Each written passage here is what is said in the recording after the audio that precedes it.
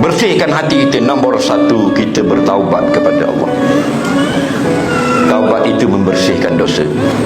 Bila hati bersih daripada dosa, maka datanglah kekuatan melaksanakan ibadah. Bila dosa itu kita tak buang, kita tak taubat, dosa tu dia macam dawai, dia lilit kita. Bila dia lilit kita, kita jadi berat. Satu kata ulang, inna siqataz zunubi tamna'u min khifatil ibadah.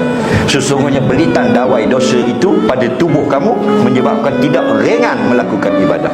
Nah, bersih dulu, bersih. Nabi 70 kali sehari taubat.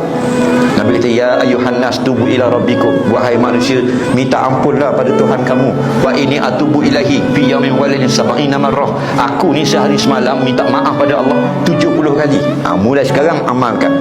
Lepas subuh 70 kali kata astagfirullah. Bangun tidur 10 kali.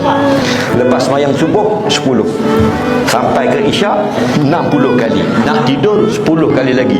70 kali sehari minta ampun pada Allah. Minta ampun. Allah ni tak heran kita banyak dosa.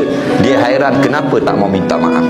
Sedangkan dia ni Ghafurur Rahim, sangat-sangat suka memberi keampunan kepada kita.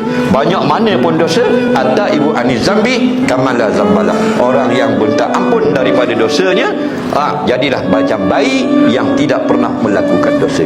Kemudian lakukan amal yang disuruh Allah. Dia akan jadi membersihkan hati dengan zikrullah dan sebagainya. Banyakkan selawat, banyakkan istighfar, baca Quran pada waktu malam. Ingat, satu huruf membaca Quran 10 Allah bayar. Man qara'a harfan min kitabillah falahul hasanah. Siapa baca Quran satu huruf, Allah bagi satu pahala.